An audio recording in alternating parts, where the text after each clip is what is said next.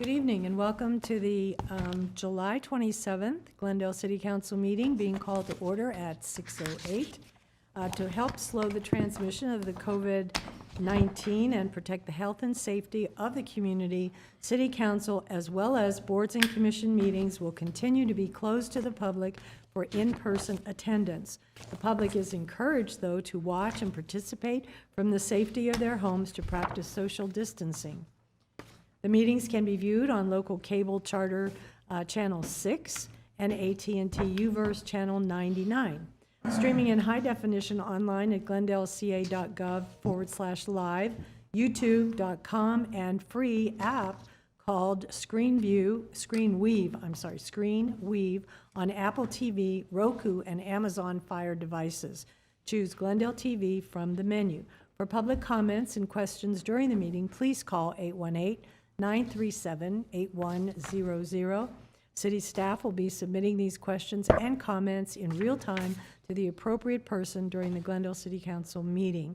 And with that, may we have roll call, please? Councilmember Agajanian. Present. Brotman. Here. Kasakian. Here. Najarian. Here. And Mayor Devine. Here. What's next, please? Flag salute.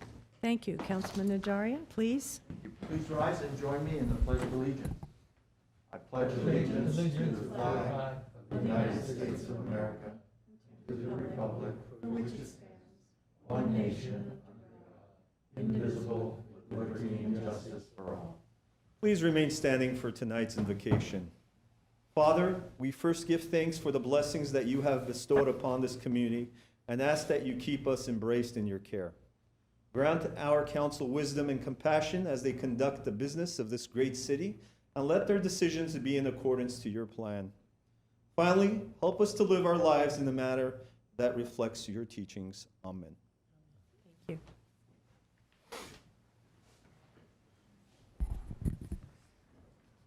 And what's next on the agenda?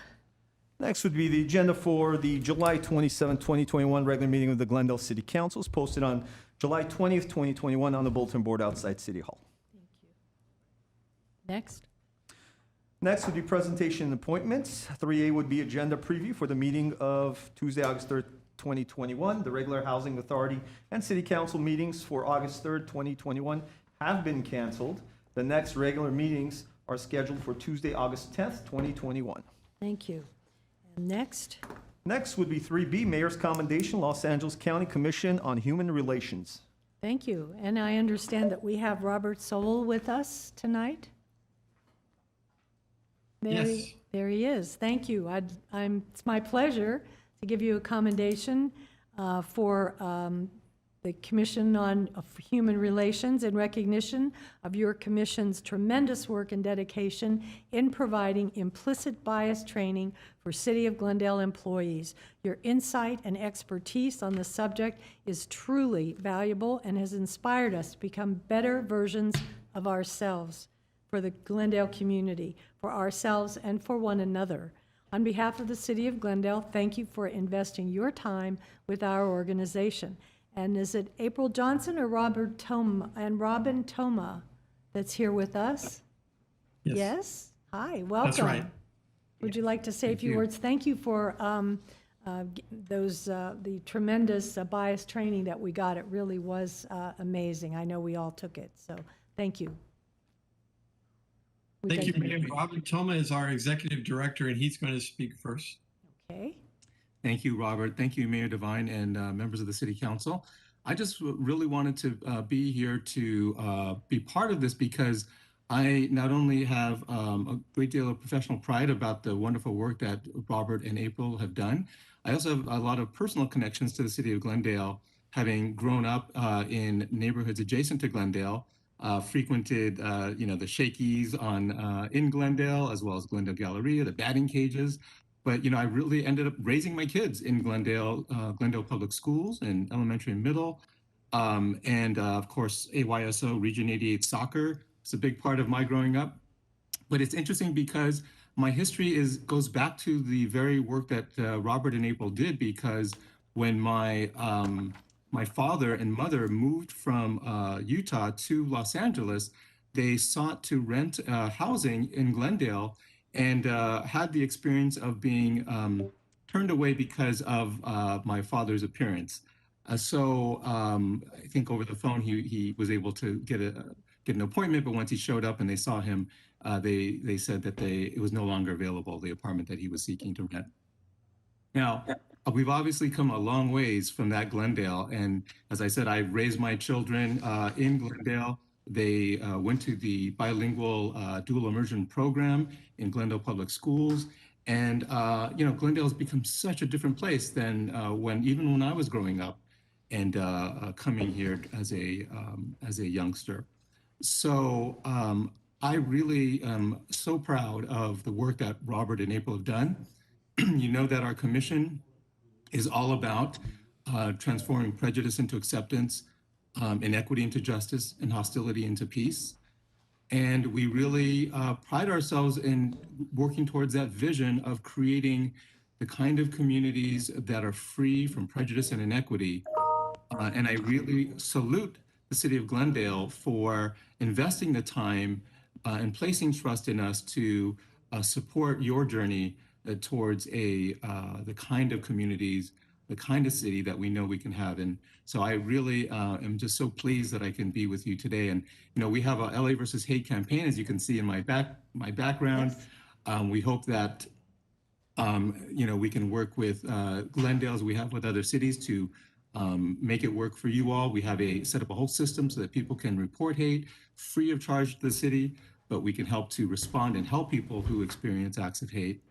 And we are, of course, in partnership with law enforcement, and want to make sure that we can address the rise in hate that we've been seeing. And we're also part of the Anti-Racism, Diversity, and Inclusion Initiative, which Robert plays also, and April plays a big role in, which is a new initiative of the county. But I just want to wrap up to say, we are just so pleased to be with you and have gone through this experience, and we look forward to continue working with you in the time to come. And also, of course, kudos to Supervisor Barger and the Board of Supervisors generally for really supporting us in being able to do this work. Well, thank you, Robin, for sharing your story with us. We appreciate that, and we're proud that we've come a long way. Thank you. Robert? Thank you. Thank you, Mayor. Thank you, council members. I think that April and I are thinking we're just doing our job. We're just doing what it is that we have been assigned to do. But some days, as you would know, work can be a drudgery, but the work that we're doing with the city of Glendale has been sources of delight for us.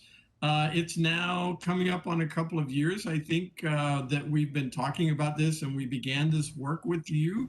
And it's great to be working in collaboration with people for whom those words, liberty and justice for all, are not merely words that are said in some formality, but actually guides to what you're trying to accomplish. It is our great delight and privilege to partner with you. As Robin said, we're looking forward to future collaboration as we continue. Thank you for taking a moment to acknowledge this. April joined on not long after we began this work and became a training partner, and has been such a valued part of what we're able to do. And I'm glad she's able to speak for a moment as well. Of course. Thank you, Robert. Thank you, everyone. I would like to say thank you for just recognizing the dedication and the work of the commission, and entrusting us with your training needs. It's been truly a pleasure to do the training, and we certainly look forward to more collaboration with you guys and continuing on the journey. So thank you again for entrusting us. Of course. Thank you so much. I don't know if any of my colleagues would like to say a few words, but thank you to the Commission on Human Relations. We appreciate it. Thank you for your hard work. Thank you. Thank you. Hey, what's next, please? Next item is appointment of the boards and commission member by Mayor Devine, Rose Nazarian, Audit Committee. Okay, we'll take, then I'd like to nominate Rose Nazarian for the Audit Committee. She has an MBA from Laverne, and she has her law degree from UWLA. She is an arbitrator, a mediator, negotiator, and a real estate and management supervisor. She is a member of the state bar. She also is a former member of the Southern California Mediation Association and former mediation panel member of the U.S. Bankruptcy Court. So I thought that made her a pretty good applicant for the Audit Commission. So I think she has some experience in finance, and I'm very proud to nominate Rose. So do I need roll call for this appointment? Yes, thank you, Mayor Devine and council members. Thank you for the nomination. I am honored. I accept the nomination. I am looking forward to participating and contributing as a member. And again, thank you for considering me. You're quite I would welcome. like to move the nomination. Thank you. Is there a second? Second? Does this mean we can't nominate her for the Landlord-Tenant Commission? She sounds very qualified Oh, to yes, she would be. I don't know. Would that be a handle some of conflict those of issues as well. Yes, right. But anyway, She didn't you got apply. her first. She didn't apply for that You one. got her first. Yeah. Okay, so we have a motion and a second. Roll call, please. Councilmember Agajanian, Yes. Brotman, Yes. Kasakian, Yes. Najarian, Yes. and Mayor Devine. Yes. And the last item is the mayor's proclamation for the Korean Comfort Women Day. And I understand Chang Lee is here to accept.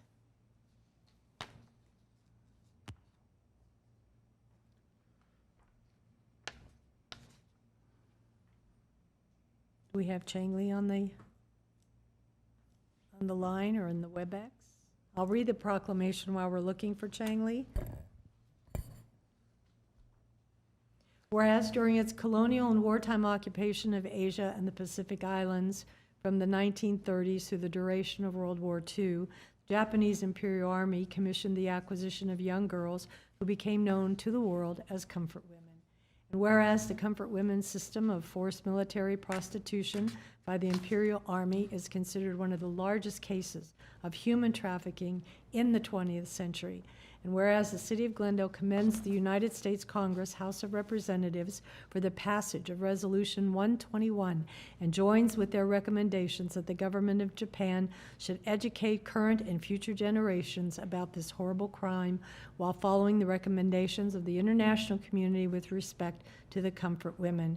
And whereas the City of Glendale has a long-standing history of recognizing cultural diversity and has been a strong advocate for human rights around the world, this was evident in 2012 when the City of Glendale first proclaimed July 30th as Comfort Women Day, and in 2013 when the Glendale City Council voted to approve the Comfort Women Monument in Glendale Central Park.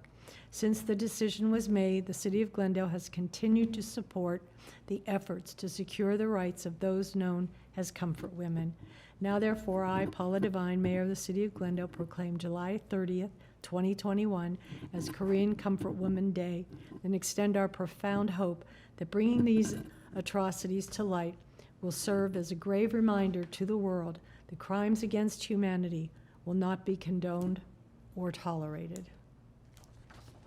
Do we have Chang Lee on the line? I do not at this point. Okay, Let's well, see. perhaps he'll show up, yes?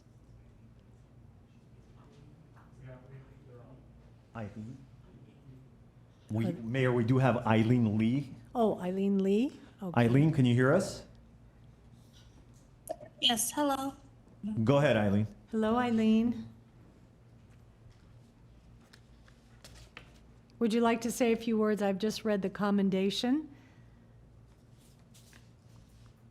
Oh, I don't really have anything that I want to say at the moment. All right, thank you very much. Thank you very much. Then July 30th will be known as Korean Comfort Women Day. Thank you very much. Okay, what's next, please? Next would be 4 consent items, including the minutes. The following are routine and may be acted upon by one motion. Any member of the council or the audience requesting separate consideration may do so by making such request before a motion is proposed. Madam Mayor, I'd like to pull 4F. Okay, 4F. So do I have a motion for the I would remainder like of the to- items? Yes, I would like to move item 4A, 4B, 4C, 4D, and 4E. Okay, do I have a second? Second. Roll call, please. Councilmember Agajanian, Yes. Brotman, Yes. Kasakian, Yes. Najarian, Yes. and Mayor Devine. Yes, and now will you please read into the minutes 4F, please? 4F, Community Development regarding submission of a grant application to the CA, Department of Housing and Community Development under the LEAP Planning Grants Program. 1, resolution authorizing submission of the funding application in the amount of $500,000 to the California Department of Housing and Community Development under the LEAP Planning Grants Program, and execution of any agreements or other documents required to evidence and secure the LEAP grant. Thank you. So, Councilmember Madam Najarian. Mayor, I don't need a report on this. I just want to highlight what this is asking for. There is a grant out there available in the amount of $500,000 from the California Department of Housing and Community Development. They call it the LEAP Planning Grant. The point, one of the main points, not the only point, but one of the main points of this is to help cities identify housing needs by prioritizing planning activities that accelerate housing production. This one-time grant will help the city update planning documents and implement process improvements that will speed up housing production. The grants can be used for strategies that demonstrate an increase in housing-related planning and facilitating accelerated housing production, such as rezoning and encouraging development by updating planning documents. Essentially, it is a fund which will let us target the Pacific node, which is Pacific Avenue and the 134 freeway, for additional housing, including upzoning and making housing more, make it easier to build. I think that's a very cautious move. I would hate to send staff on that task when, in fact, it is not yet council's stated desire to create an upzoning, to create more units, taller buildings, and with the advent of Laura Friedman's bill, which has yet to be passed, but certainly has a good chance of doing so, AB 1401, those new housing projects, because they're proximate to Glen Oaks, will not have to provide any parking. So this is it's a very heavy policy issue that I think we as council need to get into before we apply for a grant and give it to staff, and that staff to find ways to permit more housing along that corridor. Pacific Street has a very high traffic load. It's very congested there. I think we need to take a bigger view and let council be the one driving this rather than applying for the grant. Staff goes out and they tell us, well, we can upzone here and we can go to 10 stories here and we don't have to put any parking. We need to have that discussion before we go after this money. That's my only concerns on this. Okay, comments from my colleagues? Anyone? Councilmember Brotman? I mean, my understanding is that this is simply a grant for staff to do some analysis and doesn't commit us to do anything. And I think, although I do think we should be having that policy discussion on council, I think that's the intent, that we would have that policy discussion on council, and this would inform that discussion. So I would support the grant on that basis. Thank you. Anyone else? Just for clarification. Councilmember Kasakian?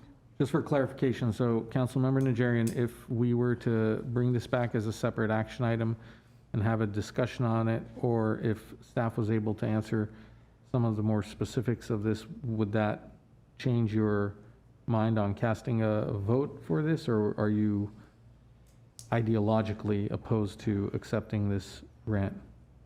Well, I guess it's the process issue that I hate to send staff out to do something. We have very able staff and led by a great department head. Mr. Lanzafame, I'm talking about how great you are.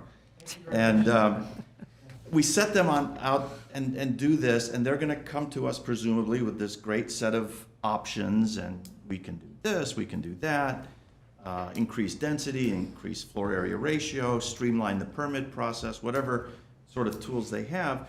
But if it's not something that council's fully on board with, I don't think we should be sending them out to do that sort of stuff. So, am I against development? No, I'm not against development, but I think this is a specially impacted area that we need to go very carefully with. We've all heard the complaints about Central Avenue. You yourself have called it the concrete canyon, something like that. I mean, words to those effect. Stucco. Stucco. I mean, Grand there Canyon. are implications to increased housing that I think we need to deal with as a council before we send off staff and task them with finding ways to make that housing quickly. I mean, that's one of the things here. It's to make it done, to accelerate the housing production, not just provide for housing production, but to accelerate it. So I think we need to go a little slowly. I would not be in favor of accepting this grant at this time unless I had assurances from the Community Development Department that this would be used for other of the permissible uses, such as updating the general plan and the housing plan. But I don't want you to tell me how we can get 10-story apartments in half the amount of time with no parking. I don't want that. Mr. Najarian, I could say that we would use a portion for those, but the intent is to create a specific plan for that area.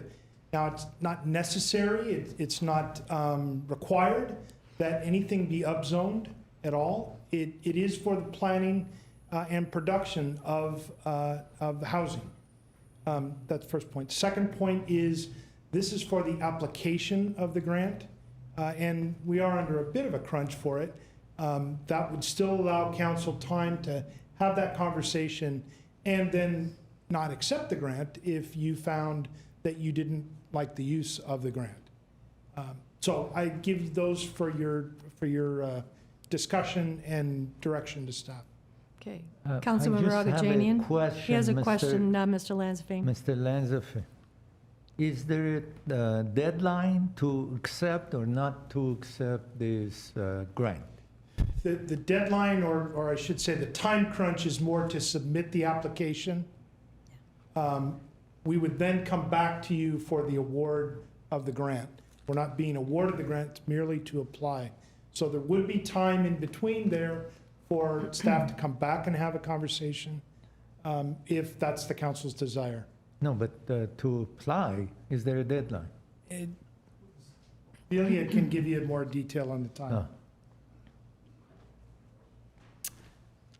Good evening, council members, Councilmember Agajanian. The application has been submitted.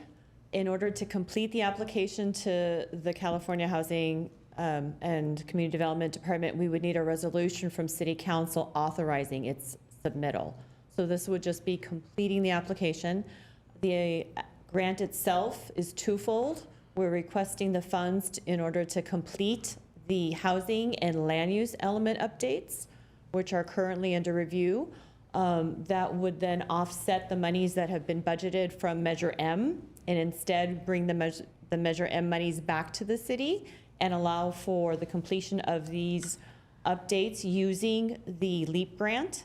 And then the second item would be the specific plan. The specific plan does not have to entail upzoning. It's literally that we would like to research, develop, and implement a specific plan so that we can create standards of what that area would look like. So it would be purely up to the city council whether or not you choose to upzone, leave this density as is, but that would essentially, the specific plan would create more of a vision for this particular node that's central to it, just west of the downtown specific plan area, just south adjacent to the freeway.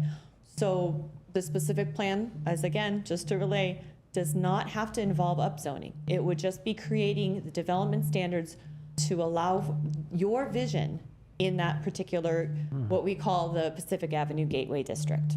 Thank you. Okay. I just want to say to my colleagues, this is kind of giving us a tool to prepare us for this 6-cycle regional housing needs assessment, the RENA numbers. You know, we have a mandate from the state that in 8 years, we have to produce 13,000 units. That doesn't mean that's what this is going to do, but what this is going to help us do is, I think, threefold. Number one, it's going to let us know how we redevelop the areas that they signify, how we manage our growth, and how we accommodate our growth. And I think those are things that we need to show the state that we're doing, kind of like a good faith measure or a good faith action from our city council. And as I say, if we don't go along with the state, if we don't at least prove to them that we're trying to accommodate the growth that they're imagining, the punishment could be eliminating our funding and transit dollars, et cetera. So I think this is just a step of, as I say, looking at how we can manage our growth, how we accommodate our growth in these particular areas. So I would urge my colleagues to approve this resolution and get them the funding that they need so that we can proceed with our, I guess, our development in our city in a well-organized and a fair way. And I know that this will eventually come back to council, and we'll be looking at all of these areas for development. And but this will be our first step and a good tool for us to use, what the planning department comes up with after this, if we get this grant. Did we Mayor? have a phone call? Yes, we do. Okay, let's hear that, please. Mike Mohill, you're live. You have 3 minutes. Go ahead. Good evening, council members. Good evening, council members. My name is Mike Mohill. I go along with Councilman Nazarian on this issue. We need to go cautious. There's AB 1401, Laura Freeman's bill, that wants to create more density in the city of Glendale. You have the federal government who wants to create more density in the city of Glendale. And both these bills, the goal is to destroy single-family residential neighborhoods. Although this is along Pacific Avenue, it's still going to affect the surrounding neighborhood. We should go very cautious. If anything, we should say no to this resolution because we do not need to change our neighborhoods. AB 1401, Laura Freeman's bill, would do that. We also have on the bill going up, we have SB 9 and SB 10. We need to be cautious.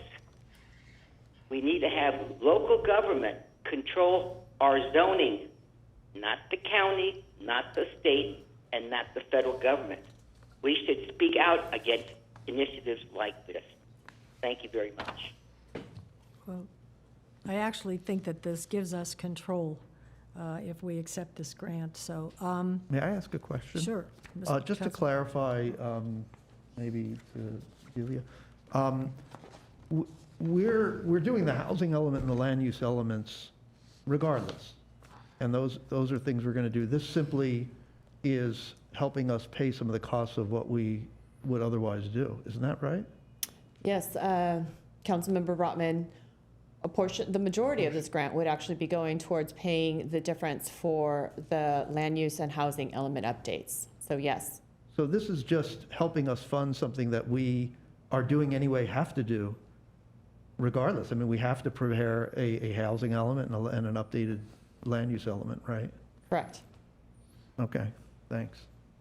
Okay, so But it's also, in all fairness, and I only know what's written in the report, it says, aside from completing the land use and housing elements, the $500,000 would be used to research, develop, and implement a specific plan for the area identified as the Pacific Avenue Gateway, approximately 30 acres. The specific plan would consider upzoning sites to strategically provide for higher density housing allowed by right within the area located near transit, jobs, and other.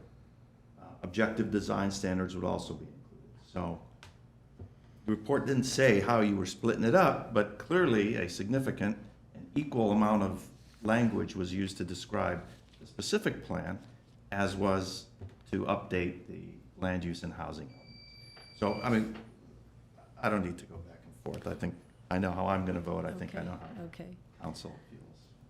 Madam Mayor, I don't, Yes. I share a lot of Councilmember Najarian's concerns. If we can get assurances from staff that we will be able to revisit this and ask the questions as to what specific areas these grant funds will be spent on, I would be more inclined to support it. I do also understand that, Councilmember Najarian, this grant funds gives us an opportunity to somehow, although very specific and narrowly defined by staff, determine where, if anything is going to come from the state, would happen. I envision it as these large buildings are now being dropped on us on the map of Glendale, and unless we can say specifically where we envision or we can possibly allow it, and it's not something I like to do. I do not want to upzone any areas in Glendale. I think we've upzoned enough, but I don't know what the alternative is. If the alternative, given the state laws that we're fighting and trying to understand, could allow development in other areas and have a hodgepodge of density.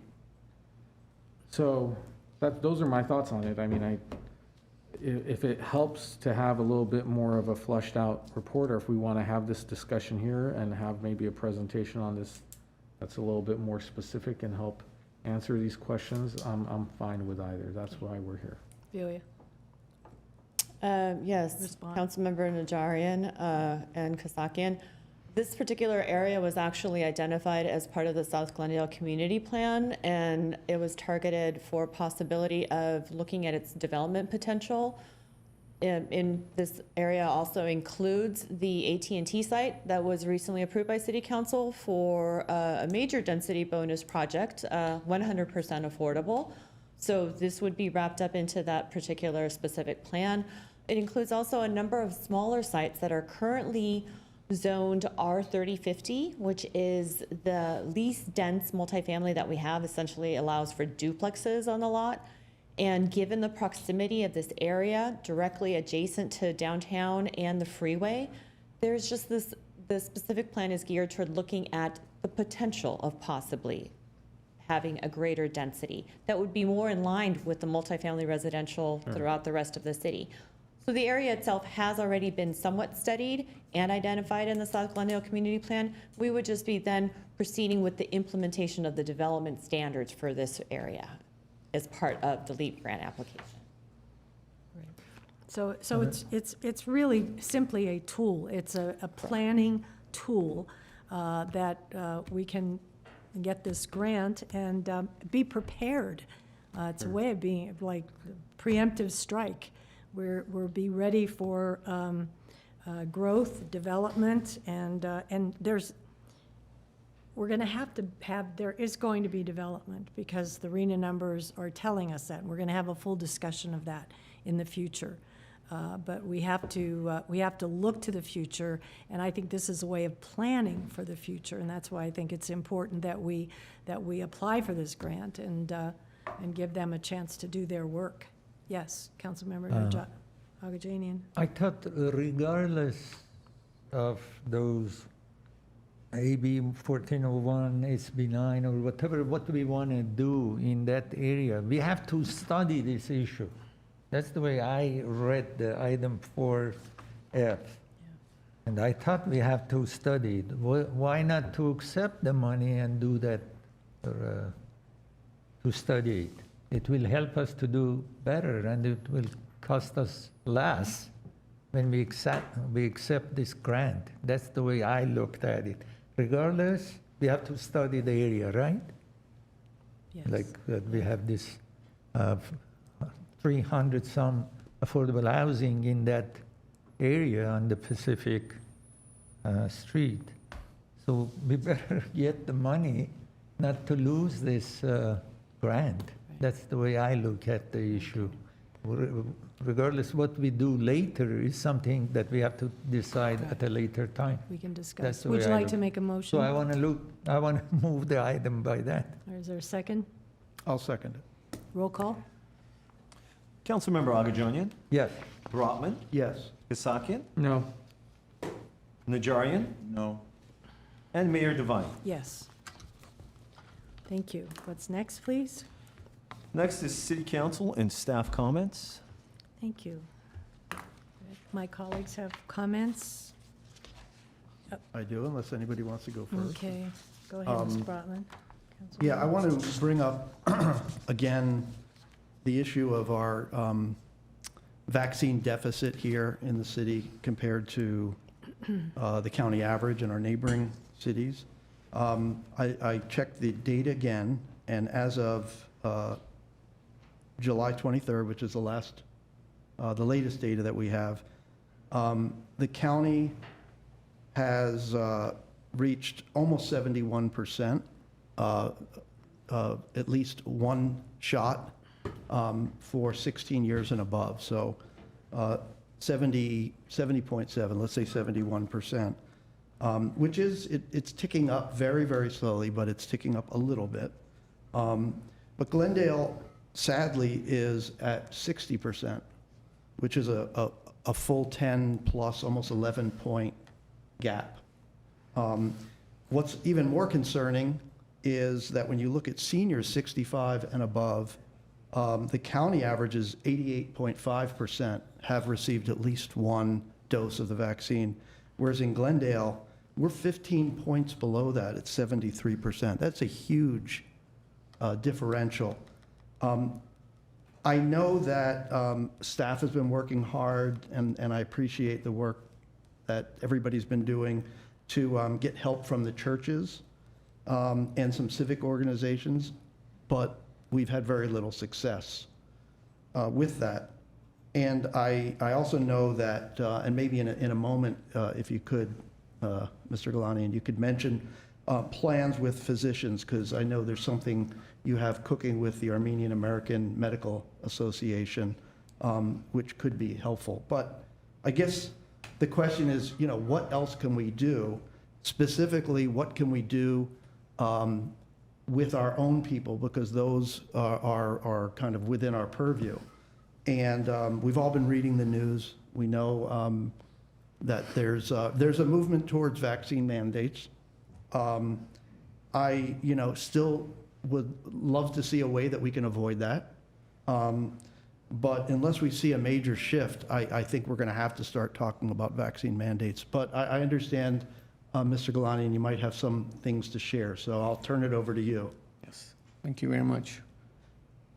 Mayor Devine, Member City Council, Council Member Brotman, thank you for bringing this very important, critical issue up this evening. And as you noted, mandatory vaccination programs for employees is a growing trend, and you've heard and you've seen the news. It's a growing trend amongst public and private entities, and is one that will ensure the safety of employees and our community. The public expects, and rightly so, is entitled to a safe environment when obtaining city services and when coming into contact with public employees or city employees. Similarly, employees deserve a workplace and an organization that actively implements safeguards to prevent harm, which clearly includes the transmission of infectious diseases. Therefore, in an effort to keep our employees, our customers, and our community safe, I, as a Director of Emergency Services, have instructed staff to draft a vaccination policy, which will require all city employees all city employees to provide proof of vaccination, and those who don't will continue to be required to wear masks at all times while at work and undergo testing regularly, on a regular basis, at minimum, for the time being, once a week. The policy will take effect in the near future with an upcoming deadline that we'll have to establish for submitting proof of vaccinations. While details of this policy is still being worked on, I have also instructed our HR department to start the meet and confer process with our employee associations. I will provide more details in the near future here at the dais, and we will inform the public as more information become available. I'm happy to answer any other questions that you may have. Anything else? Okay. Thank you, Mr. Galani. And anyone else? Okay. I'm sorry. Yes. I just Councilman. want to add to what Mr. Botman brought up, that California is 77.5%. They have taken one dose, and 63.5% of Californians, they took the second dose of vaccination also. So we are way behind. Glendale is extremely behind. Every night I speak about this issue on TV and recommend and encourage everybody to go and vaccinate themselves. It's good for themselves and good for everybody around them, including ourselves. So I will encourage, I join Councilmember Brotman to ask everybody who's listening to us to get vaccinated. As has been mentioned here, we are way behind the average vaccination in California. Thank you. Mayor Devine? Yes. If I may, Mr. I Devine. neglected to respond to Councilmember Devine's, Councilmember Brotman's inquiry regarding our efforts with the medical society. We are at the final stages of establishing a location and the timing of a mobile clinic, another mobile clinic. It will more than likely be placed at a downtown Glendale location. And we've been working very closely with the Armenian American Medical Society, and they have partnered with us. They've agreed to partner with us and encourage their members, the doctors and physicians, to encourage and send their patients to this location when the date and time and location is established. Very good. I think it's important for our residents to know that we are constantly worried, concerned about the pandemic and how to keep everyone safe. I heard today that the Delta variant is actually a pandemic of the unvaccinated. So those of you that are out there listening to us that are unvaccinated, you are the ones that are in the most danger from this Delta variant. Those of us who have been vaccinated, we have protection, and most of us continue to wear masks. We are wearing masks. But for those of you that are not vaccinated, please, please get a vaccination or be very careful. You have to do it to protect yourself, to protect your families, to protect the people around you. So that's my advice for tonight. I have a couple of comments. First of all, the Montrose Shopping Park Association Board of Directors has requested that we rescind their previous directive to renew all parklets within the shopping park on or after, we were supposed to do it on or after September the 7th, and to continue working on alternatives in developing al fresco dining in that area. Now, in order to do this, I have to ask for a second to bring this to our agenda, agendize this. Okay, we have a second, so we'll be bringing that back to for the Montrose Shopping Park Association. I know a lot of people will be happy about that. My last comment has to do with the loss of a dear friend and a community leader. I'm saddened to announce that Glendale community lost Rob Sharkey. Rob was a television producer, a longtime Glendale resident and community activist. Rob was a 4-time Emmy Award winner. He spent 29 years producing reality, documentary, and entertainment programs for multiple platforms. He was a creative employee of E! Entertainment Network for over 20 years, and prior to that, he worked as a producer for various companies. He received his Bachelor of Science with high honors in broadcasting from the University of Florida and a Master of Arts in cinema from the University of Southern California. Rob was married, and this is how a lot of us knew him. Rob was married to Dottie Sharkey, founder of Glendale Parks and Open Space Foundation and past president and commissioner on the Glendale Parks Recreation and Community Service Commission. Rob and Dottie Sharkey volunteered as hosts of the city's pet adoption television show, The Doghouse.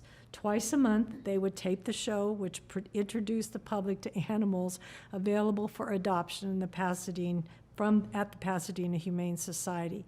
The Sharkeys were involved with the show since its inception, and several hundred animals have gone to good homes thanks to them. This was just one of the many community-focused activities Rob was involved with. He was very devoted to our city and instrumental in getting residents involved in the community, especially in planning and design. Rob is survived by his wife Dottie and remembered with love by his nieces and nephews. May he rest in peace. So we will adjourn in his memory. Thank you. Madam Mayor, I Yes, just want to express comments? my condolences to Dottie and the entire survivors and family of Rob Sharkey. Rob was a true gentleman, one of those kind people that always had a smile and had something positive to say, someone who injected so much positivity into our city, and I'm just stunned by this tragic news. Thank you for asking to adjourn in his memory. Sure. Okay, thank you. And with that, what's next, please? Next would be community event announcements. I do have 3 callers waiting. Okay, let's hear them, please. Bridget McNally. Bridget, you're live. You have 3 minutes. Go ahead. Good evening, council members. As you should all be aware, Governor Newsom approved Assembly Bill 832, which provides rent relief for 100% of rent debt arrears for qualified California tenants. Tenants and landlords can apply at housingiskey.com, and the application deadline for this relief is September 30th, 2021. This bill will save hundreds of thousands of tenants and landlords from being mired in debt for years as a result of COVID. I would like to formally announce this relief package to all Glendalians. I also believe that the Glendale City Council should be doing everything possible to notify Glendale residents of this rent relief package, as well as help them navigate the application to ensure that we do not see an eviction and houselessness tsunami in our city come September 30th. I'm asking this council to please use the city resources to inform the tenant majority about this relief. Please send out mailers and use the city website, social media platforms, and any other possible outlet to inform Glendale residents of this relief. Thank you for your time. Good night. Thank you.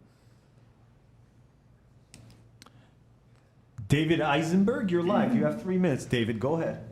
Good evening, Mayor Devine and council members. My name is David Eisenberg. I'm representing tonight the Glendale Environmental Coalition and the Paducah Hills group of the Sierra Club. One of the programs that Glendale has is they have a $500 rebate that GWP offers. It's for a program called Laundry to Landscape, which takes gray water in your home and uses it to water landscaping. We're in a drought situation, a severe drought situation, and probably there will be water shortages and restrictions on watering coming up, I'm sure. If you have this type of situation, you can keep your lawn green without having to violate any restrictions that you have.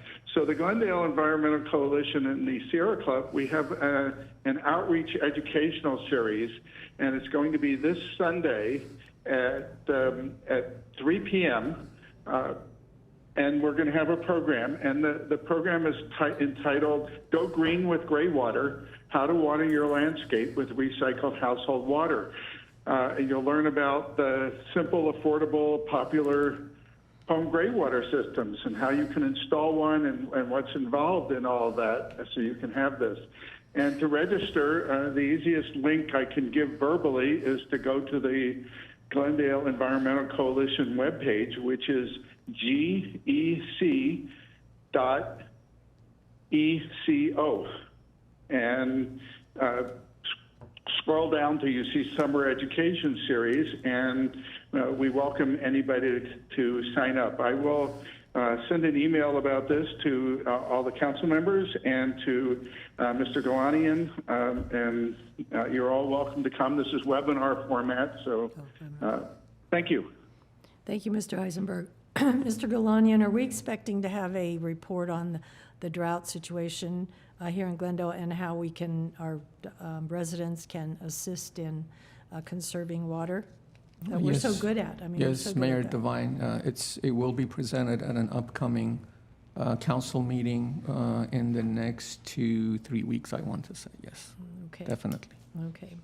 Thank you. Thank you. That was gec.eco, echo. Okay, thank you. What's the next caller, please? Mike Mohill, you have 3 minutes. Go ahead, Mike. Good evening, council members. Name is Mike Mohill. I wasn't going to talk about this subject called mandatory vaccination. I took the vaccination back in March through the VA because I'm 79 years of age, and I'm approaching 80, and I'm considered elderly. I do not believe that this city council can demand anybody to take this vaccine. Why don't you demand that all the illegals who are now in this city, because of what President Biden has allowed the illegals to cross the border in Texas and the other parts of the state of Texas into our country. These people they haven't been checked. They have COVID. It's already been discussed. And here you're going to make the citizens of Glendale, who are American citizens, demand them to take the vaccine. You cannot do that. You're going to have a lawsuit.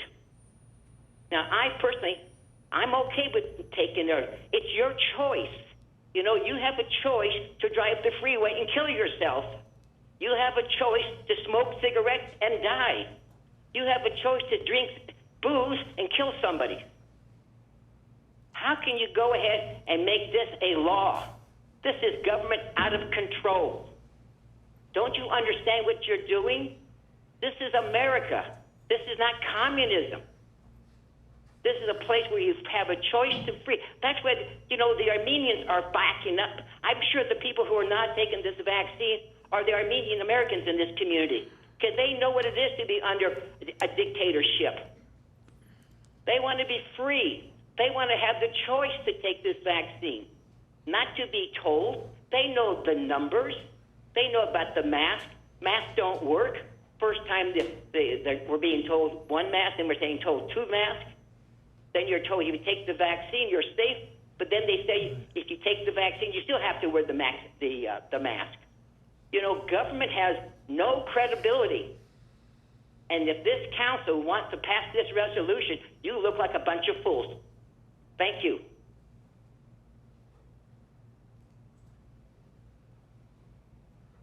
Any other calls? Mayor, we do not have any callers for community event announcements anymore. All right, thank you. What's next then? Next would be 7, adoption of ordinance. 7A, Public Works regarding an ordinance of the Council of the City of Glendale amending section 8.56.150 of the Glendale Municipal Code 1995 related to AB 939 fees and adding section 8.56170, 8.56180, 8.56190, 8.56.200, and 8.56.210, establishing an exclusive franchise system for solid waste collection services of commercial establishment and applicable multifamily establishments. Thank you. Mr. Galanian? Yes. Mayor Devine, members of City Council, this item was introduced on July 13th, 2 weeks ago, and Councilmember Kasakian introduced it as the ordinance. This will establish a mechanism for the city to be able to collect the related AB 939 fees, as well as provide a means to allow the selected private haulers to provide trash collection services in the city. Thank you. And we're asking for an adoption. Do I have a motion? Mayor, before we move on, I do have 2 callers. 2 callers, so. And I want to just clarify, Okay, something if I go could. So, ahead, go ahead. just in terms of what we're doing, so we have two items, right? We have the adoption of the ordinance, and then we're going to move on and we're going to approve the haulers, right? Yes, sir. And we do that separately. The next item, the action item, one of the components of that discussion item will be the approval to execute the contracts, the franchise agreements with the selected haulers. Okay, Yes. because I have a number of questions and things I want to clarify Yes. with that, but I'll hold those until we get to that. Okay, Right, thank you. item, the next item. Second. We had phone calls, Oh, okay. then we'll take it. Go ahead, Norm. Herbert Milano, you're live. You have 3 minutes. Go ahead. Thank you. Mayor, Divine, members of the City Council, my name is Herbert Milano. This is an issue that has been familiar to me for a good part of 20 years, because it is before that state law started mandating policies from cities or municipalities to divert waste. And as an owner of an apartment building that is 5 units or greater, I did make an attempt to get a recycling bin, and I was able to manage one, but I could not do the same thing for my neighbors for many years because there was no funding for it. In other words, the history that I have with the compliance with this ordinance is that the funding was not available or made available to Public Works for many, many years. What I gathered from this ordinance, of my initial reading of it, by doing some basic calculation, it looks like our costs are going to go up by 400% next year. And I'd like to see the city investigate several things. Because many of these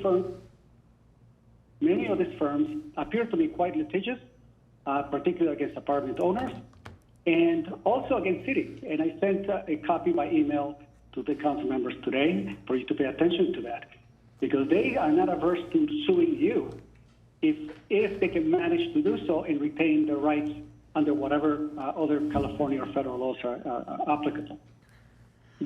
I'm of the opinion that assigning district or area monopolies are not the best solution for the waste diversion compliance.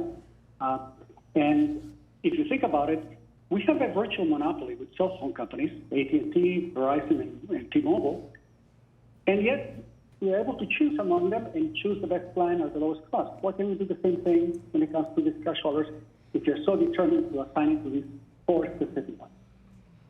I would suggest the following objective, if you are determined to pass this ordinance today, is to limit the contracts to a 1-year duration and set it, for a thorough annual evaluation, by all of the customers that are basically subjected to these monopolies. And let the selected trash haulers compete citywide for the businesses of multifamily residential clients. And one more item, in order to be truthful and transparent to the public, allow us to charge each of the tenants with the actual cost of what this is going to cost us. Because otherwise, those costs are basically invisible to them, and they only see if a rent increase without the actual reason as to why the increase oftentimes comes about. So these are the 3 minimum suggestions, but I think there's more to be done, and that has not been done yet with this ordinance. And I suggest that maybe the email that I sent to you will cover some of those topics. Thank you. Thank you. Next caller. Annette Galstian. Annette, you have 3 minutes. Go ahead.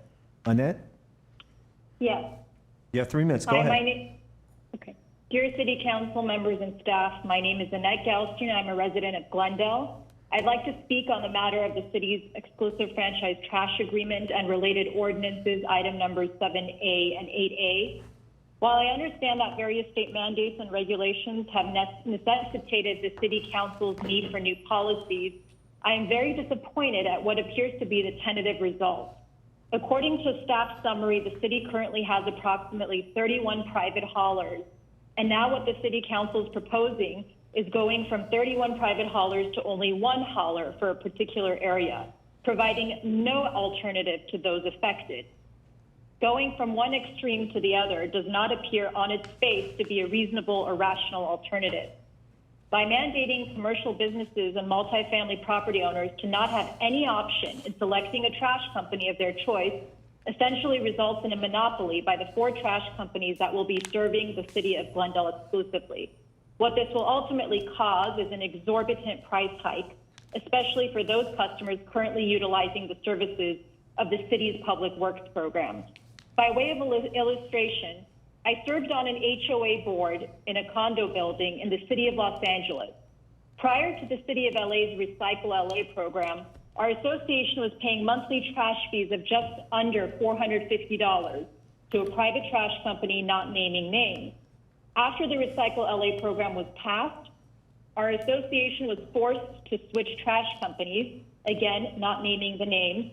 Our monthly invoices jumped to nearly $1,200 overnight, approximately a 300% increase. And it's worthy to note that $500 of the monthly $1,200 that we continue to pay is solely for locking and unlocking the garage gates and rolling the dumpster from the garage to the street and back. The effect of this example will essentially take a similar form in the city of Glendale, and many customers will likely have to endure at least 200 to 300% rate hike.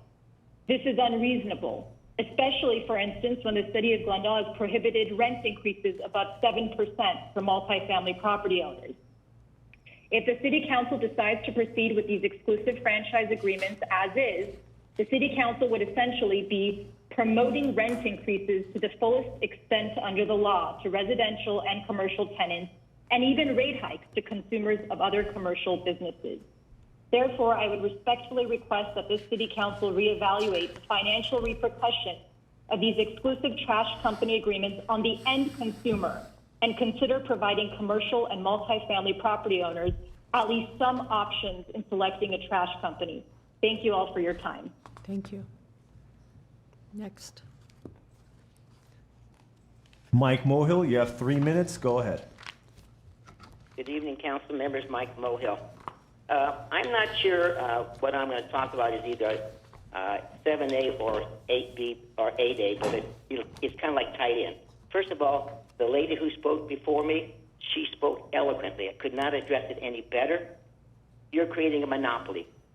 And I thought this country was not for monopolies. Where's the freedom to choose your haulers? This is terrible.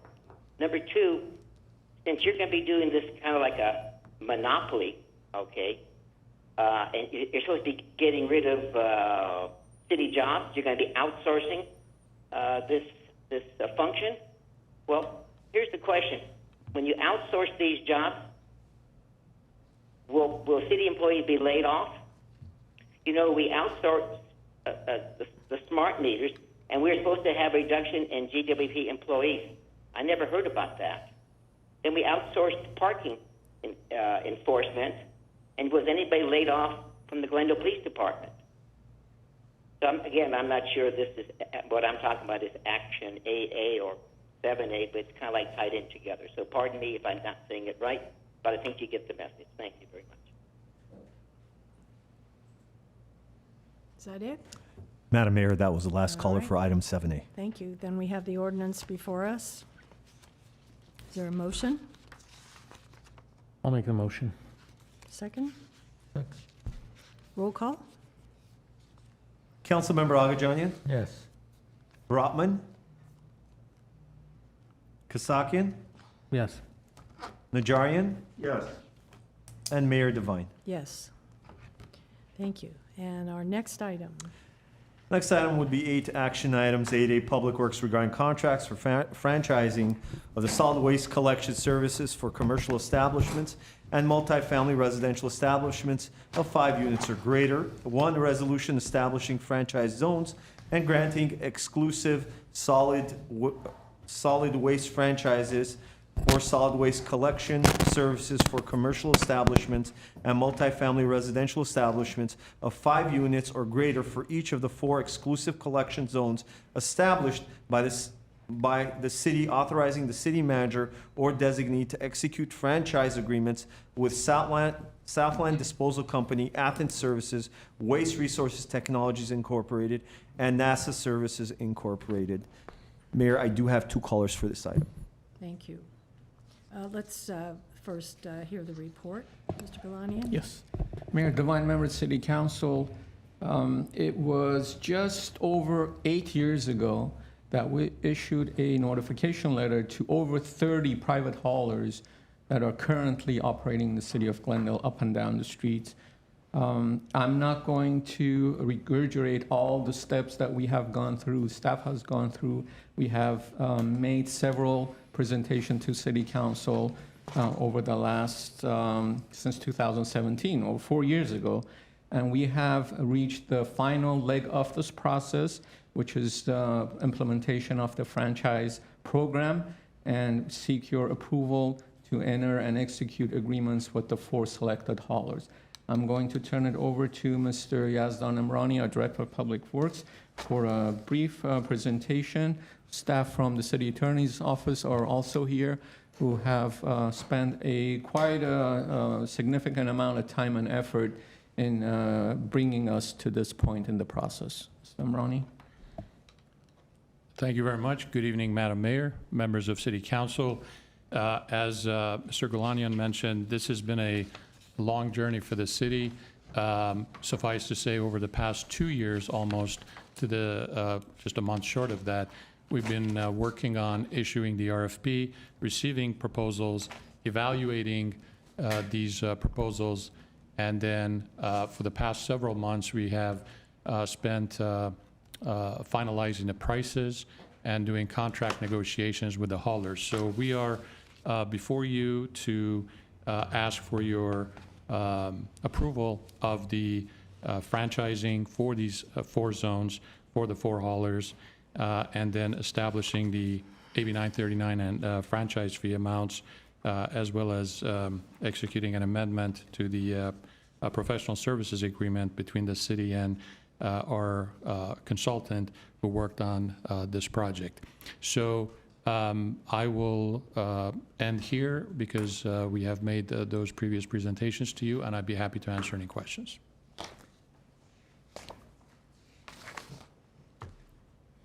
Do I have any questions? My colleagues have No, I questions? have a for- question. And then we'll take the call. Question, I have question.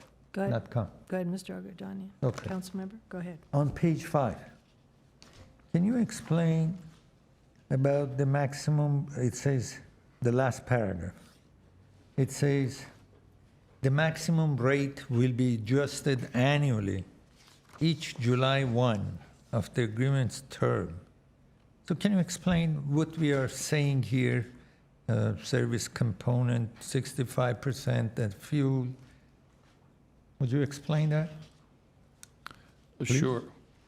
Councilmember Agajanian, we have a provision in the contract that the prices are fixed, and there's only certain provisions that can change those. And this is basically that establishes the maximum rate table, that these are the 3 components that you mentioned: the service component, 65% fuel component if there's a fuel increase, and the disposal component if there's any changes in prices of that. So essentially dictates what the haulers can and cannot basically charge on an annual basis.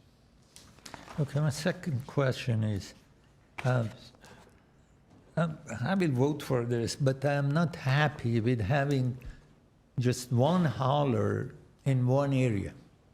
I have a business, and I had business. I had problem with the trash hauler, which had same last name as me years back. Of course, this 30-some years ago.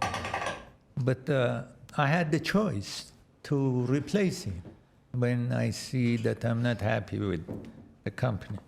But here, can you explain what will happen? I'm not happy with my hauler. So what will happen?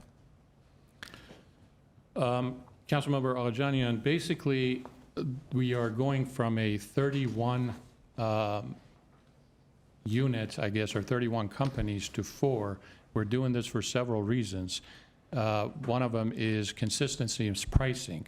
Right now, it depends on which of these 31 haulers we have on an open permit-based system and what kind of pricing you have. With the increased regulations that have already been established by Cal Recycle, who's the state agency in charge of regulating the solid waste component, there's going to be increased fees, increased costs.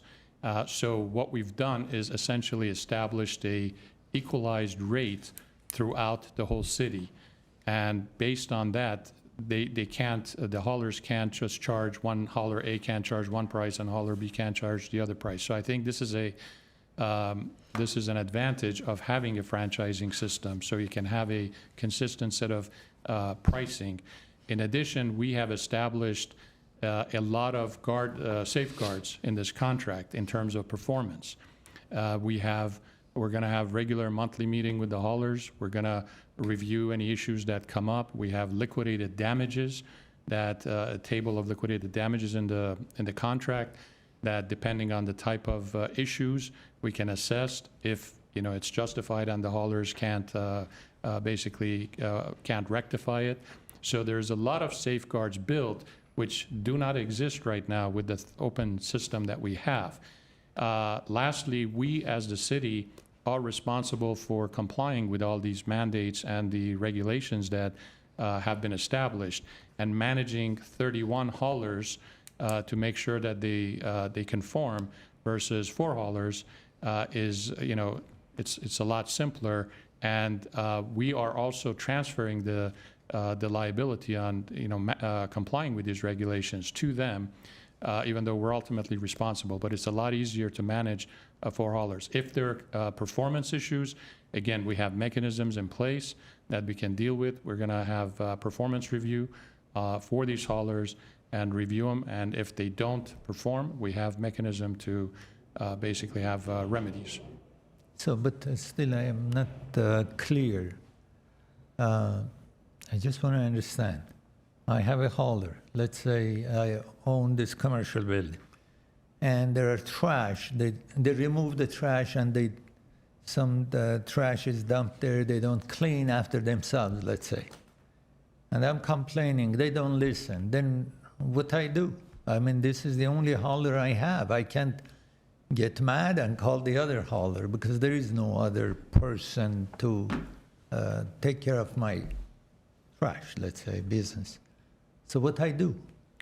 So at that stage, if you can't resolve it with the franchisee for that area, we will get involved, and basically we will meet with the haulers and we follow through on the issues that you have. And like I said, if they can't remedy it, we'll assess liquidated damages, penalties for those haulers until the issue is resolved. Now, we're also going to be monitoring these, so if if these issues continue on a regular basis, that's obviously going to factor into the performance review for these haulers. But I would like to also add that these are professional haulers that have done these. They do have these contracts throughout Southern California. So we went through a very exhaustive process of choosing them, and they all received good references in terms of the services that they have. However, if that doesn't continue, we have mechanisms to remedy the situation and make sure that they take care of the customers. I mean, is there eventually, there will be a situation that city is going to be involved with that particular customer, that we have to do anything if some of the matters is not resolved, let's say? Well, ultimately, if something is not resolved, we, for example, if trash is not picked up or whatever after we attempt to resolve it with the haulers, then we're going to go and take care of it. But the preference is for with our own crews. So then, year by year or day by day, more people will join those people who are complaining. And then what happens? You're going to have like hundreds of people on hand to collect their trashes? Well, we're assuming that if their problems persist, then we are going to ultimately, if they're not addressing the issues, we have ways of terminating their contract ultimately. Yeah, if I may, Councilman Regan, I don't think the idea is that the city would take over these routes. The idea is there are various mechanisms under the agreement to enforce or ensure compliance. As Mr. Almarani said, working with the haulers, talking to the customers, and then liquidated damages. There is a procedure for default and removing, but that's obviously, as we've explained before, the most extreme. But it won't be that if there's a missed route, then the city would do that route and then take over forever. That's not what Mr. Almarani is talking about. So, Councilmember Agajanian, just to add to what Mr. Garcia and Imrani have said, in instances where the city will get involved physically to conduct the collection is only temporary. In an emergency, for example, and Mr. Imrani mentioned situations where the waste, the trash needs to be collected if we haven't come into some kind of an agreement with that particular hauler. Trash will be collected by city crews, but it's only on a temporary basis. We'll go back and there are penalties. They talk about liquidated damages. There are hefty penalties that will be assessed to those haulers. Okay, thank you. You're welcome. Councilmember Najarian? Okay, first off, are there any city employees that are losing their jobs as a result of switching to this franchise system? Councilmember Najarian, no, absolutely not. Okay. There seems to be a little misunderstanding. Even though our regular waste collectors will not be servicing any of those accounts, they will remain in employment with the city of Glendale. We have been operating on a, I guess, a deficit situation because we were waiting to see what the situation with the franchising would be. So as a result, if the decision of the council is to move forward with the franchising, we will move the folks that we have on the commercial side to the residential side, and we have gone through this process, and every single one of them will be accommodated. And the 4 haulers that the city eventually settled on went through an extreme vetting process, isn't that true? That is correct. These aren't just names we picked out of the hat, just a random selection. So they all have experience, management, financial wherewithal, track record, experience, equipment, trained employees, et cetera, sufficient to service the city. Is that correct? That is correct. And in fact, during the pandemic, when we were suffering from lost employees due to COVID and other reasons, and our residential program fell short, when we didn't have enough operators to pick up the residential, some of these firms came in and picked up the slack to keep our residential system working properly. Isn't that correct? That is correct. Okay. So I've been through this process for about 8 years now. Generally speaking, without getting down into the weeds, why are we here? What are the reasons that we went to this franchise system that we're telling 27 of the current operators who service in the city, thank you, but no thank you. We're dividing the city into 4 sections. There's 4 haulers. Why did we do that? What was our reasoning? It wasn't your reasoning, I know, you inherited this, but what were your predecessors' reasoning to do this? I know what council's reasoning was, but I want to get the Public Works Director's reasoning. Or Mr. Gulanian, who had a hand in it as well. Why are we here? Really, what's the point of this? There are reasons. I think it's important that we articulate them to everyone, to the callers who called in that are frustrated, confused, scared of what they might be facing in terms of service, performance, quality, pricing. What was the whole point of this 8-year exercise? Yes, Councilmember Najarian, I'd be more than happy to respond to that question in detail, but I will turn it over to Mr. Imrani, our current Public Works Director, who's intimately familiar with the reasoning and justification, and who actually has gone through this process with another city previous to coming to Glendale. Madam Mayor, Councilmember Najarian, members of City Council, basically it boils down to what I had mentioned earlier in terms of consistency and uniformity in terms of the providing services to our residents. So when you have an open permit system, it's unregulated. So there is no consistency in terms of pricing, in terms of potential services. We were talking about missed services or lack of performance. This brings about a system in place that of accountability. So that accountability is on the haulers, That accountability is on the expectations. It will have a uniform expectations of our residents on what to expect. It gives them a mechanism for following through with any complaints or issues that they have. And as far as the pricing, it's a level playing field. So from my perspective, the franchising system will provide that for all of our residents. In addition, with the increased regulations that we're facing from the state of California, Cal Recycle mainly, it's becoming harder and harder to adjust to those without continuing to add resources to our fleet. We need to have, if we don't do the franchising, we will obviously have to add additional resources in terms of drivers and workers. We have to purchase new equipment to make sure that we can keep up with all the requirements. In addition, we have to add administratively the oversight to continuously make sure we monitor with all the, basically crossing all the T's and dotting all the I's and the reporting requirements. So those are some of the main factors from my perspective. How about the organics? The organic component, don't forget about that. Absolutely. That's a new component in the waste recovery that currently few, if any, haulers are addressing. Absolutely, and I'm glad you brought that up. Organics is a big element as well as recycling mandate that basically will have an impact on our overall. For example, right now we're using Shoal Canyon, and we want to. Shoal Canyon has a limited life.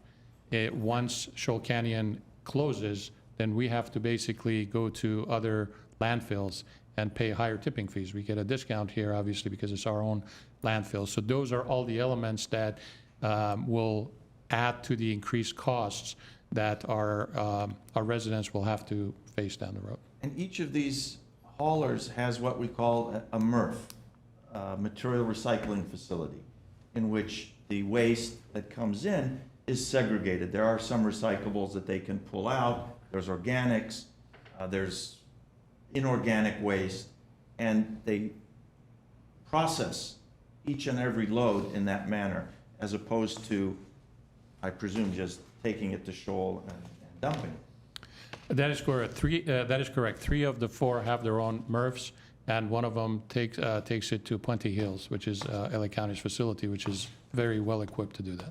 How about the wear and tear on our roadways? That is another factor that is going to continue, obviously, with the equipment that's going to be taking up the trash and transporting it to the landfill. Absolutely. And if the city decides to impose, let's say in the future, electric vehicles or natural gas powered vehicles, the city has that opportunity to do that.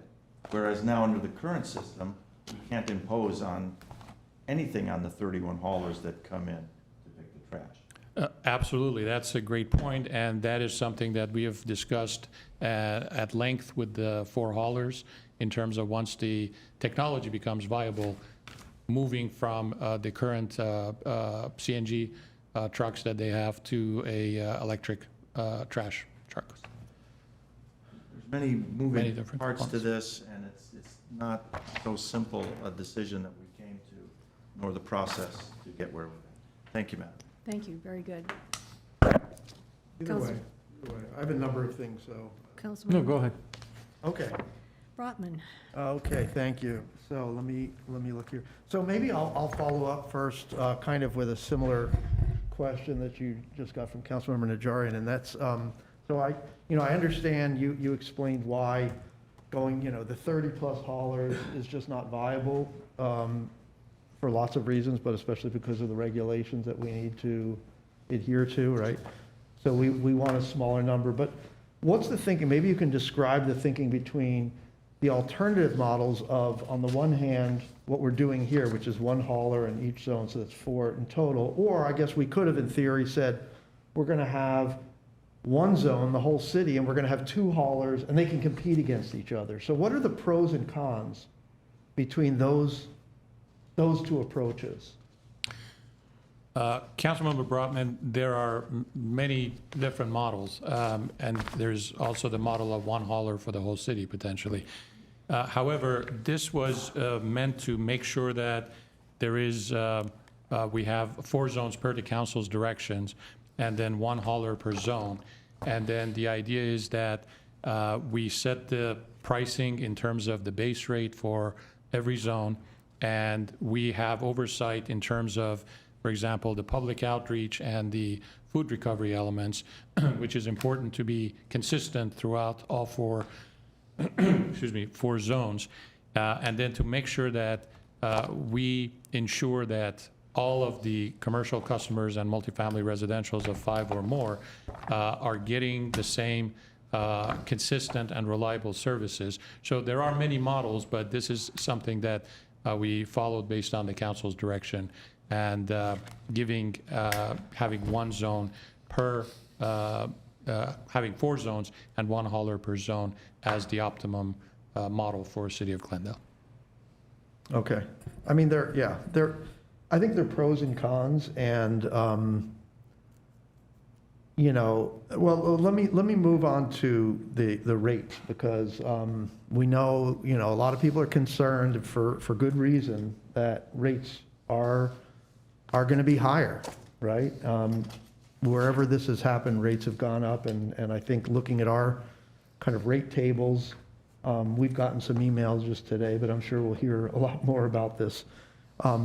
Can you just talk a little bit about the rate increases? And what I'm specifically interested in is whether you're able to do this or not, I don't know, but how much of the increase in rates is directly associated with our, these new mandates that we're facing and complying with these new mandates? So doing the different things that we have to do now because of, I guess, SB 1383 and other state mandates. And I'm asking that because people see the rates going up. But even if we were not doing this, even if we decided we're going to do it all ourselves, we're not going to have anybody else do it, or we're going to have 2 haulers that compete with each other all throughout the city, rates are going to go up anyway, because there are all these new requirements that are very, very stringent, right? So is there a way to kind of give a sense of how much of what we're seeing is purely that, and maybe, if there's anything you can say about other cities that have been through, like are the rate increases we're going to see here comparable, higher, lower than maybe you did this before, maybe where you did it before, or LA or other cities? I mean, I think that would kind of help put it into some context for the public who's concerned about this. Councilmember Broadman, you are absolutely correct. The current city structure, the rate prices haven't gone up in 11 years. So let me start with that. So independent of whether or not we go with a franchise, we would have to increase the pricing for all of our accounts. That is, there's been a lot of changes that have happened, as you mentioned, with the regulations that are necessitating that, the wear and tear that Councilmember Najarian mentioned on our equipment. So there's a lot of additional elements that would, independent of the franchising, would necessitate us raising our prices. We've done some preliminary analysis, cost of service analysis, and even without this, some of our prices would go up 106 to 110%. Plus, one of the elements is recycling. Recycling has been bundled as part of the refuse collection in the past to encourage residents to do recycling. However, because the market in recycling, and we talked about this at one of the previous meetings when we were talking about a recycling center and the contract for that, because of the market worldwide has changed, the costs have gone up. So now we, before we got paid for recycling, now we have to pay the vendor who's managing our recycling center. So that has to be something that we're going to start having to charge our residents in this case, if we were to continue doing that. So We talked about the landfill. Show landfill's lifespan is very limited. Once that landfill closes, we have to go. We don't have our own MRF anymore, so we would have to go to another MRF, and the tipping fees in these MRFs are typically 40% or sometimes 50% higher than what we're paying right now. So all of these are added costs that we would have to pass on to our customers. So in a sense, we've subsidized the costs to a certain extent here. So in terms of your other question of where we sit with respect to some of the other cities, we did, when we went through and came up with the base rate that we negotiated with the haulers, we did a survey and looking at several cities, and on average, if I were to average them, and some of these are higher than us, some of these are lower than us, but one of the standards in trash collection is using the unit of a 3-yard bin that's picked up once a week. We use kind of as our base. So we use that, and for that overall, we are, even with the increased cost as part of this project, we're going to be on average about 10% less than a lot of cities, such as, and there's a mix of them, Calabasas, Camarillo, Moore Park, Ojai, Oxnard, Pasadena, Santa Clarita, Santa Paula, Simi Valley, Thousand Oaks, averaging all of the rates. Specifically, I can give you an example for Burbank, which is our neighboring city. For a trash bin, a 3-yard trash bin picked up once a week, their rate is $304.09, whereas ours for a 3-yard bin is $162.50. So we're much lower than Burbank in that sense. City of Pasadena is $170.24. So again, we're less than City of Pasadena. And again, these don't include the recycling component, but again, recycling components, some cities provide complimentary, such as we do right now, but moving forward, we cannot do that. We have to add that cost into that. So that kind of gives you an idea of where we sit in terms of comparison with some of the other cities. Okay, thanks. And it's kind of unfortunate because people are seeing this rate increase and they're associating the rate increase with this franchise strategy. But the rate increase is really reflecting these new regulatory requirements that we're facing. So I think that's an important point to make. I'm glad, that we're at least comparable, maybe slightly lower, but we're in the ballpark with other cities. The other thing I wanted to mention, and maybe you can say something about it, is I think it's important for people to understand that there's a difference between rates and bills, right?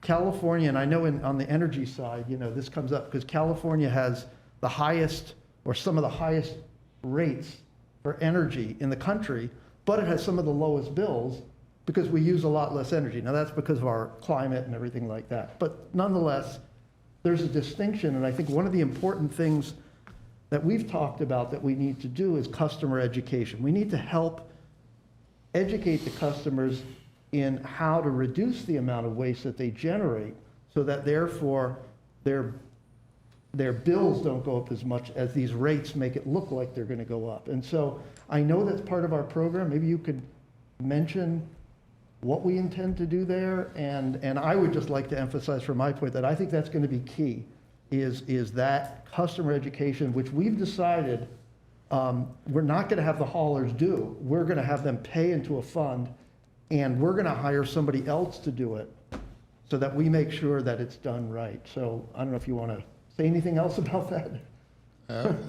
Councilmember Broadman, that is correct, and that's what we're going to work with the haulers, again, using our consultant that we're going to select, and they're going to work hand in glove with the 4 haulers, because they do have their own teams for public outreach and education, to educate them about all the ways of reducing waste and complying with the requirements of SB 1383 and other regulations to make sure that this is a comprehensive process, basically. Right, okay.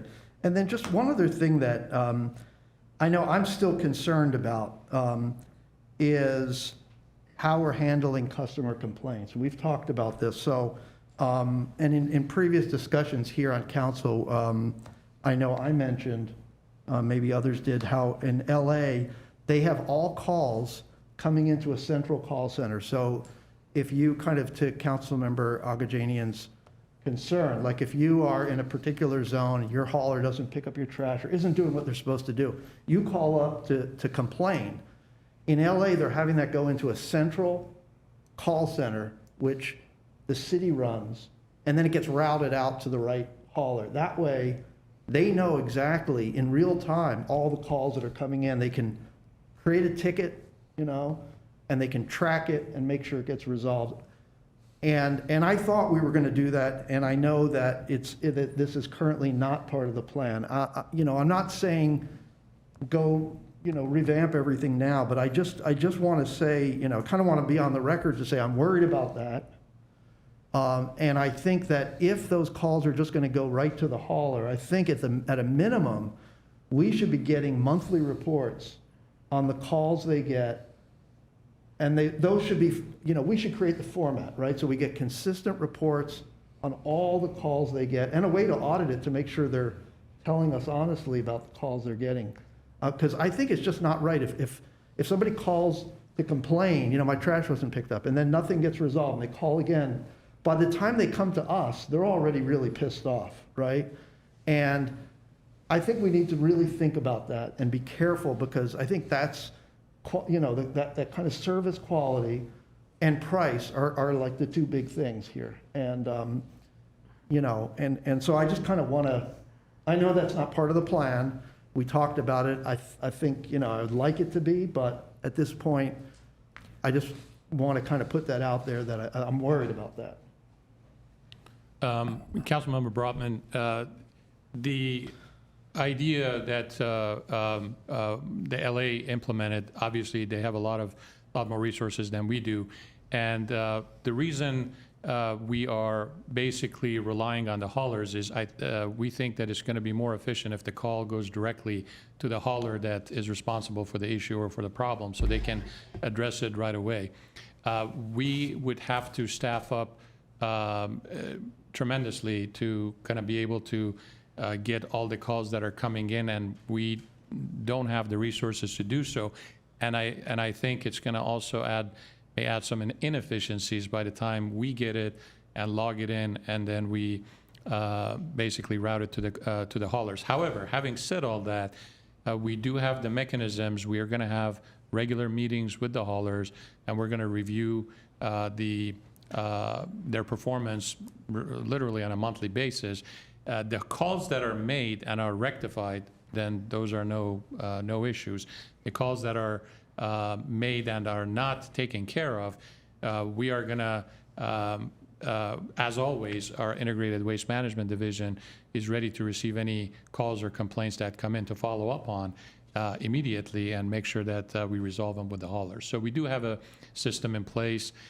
We did, just as a quick example, we had a meeting with Apartment Complex Association last week, and we did talk about this very issue, and we made assurances with them that they could call the city anytime, really. I mean, they could call the haulers, and then if they're not getting any response, they could call us, and we would follow up on that. So, but we are going to stay on the haulers on a regular basis and have you know, an overall diagnosis of how things are going on a monthly basis. Well, and how about the getting monthly reports on all the calls, even the ones that have been resolved? I mean, if somebody's getting calls all the time and they're resolving them, I mean, it's great they're resolving them, but that tells us that there's something going on. So is that possible, that we could be getting monthly reports that will tell us all the calls, all the complaints they're getting, whether they've been resolved, not? You know, we can create the format for that. I would recommend that. Councilmember Brotman, we can certainly request that of the haulers. It is not part of their the contract right now to provide that to us, but we can certainly request that on from them and discuss it with them. Okay. I'll turn it back. Thank you. Okay, Councilman Kasakian. Well, change is difficult, and certainly there's a lot of concern about this, and I understand why.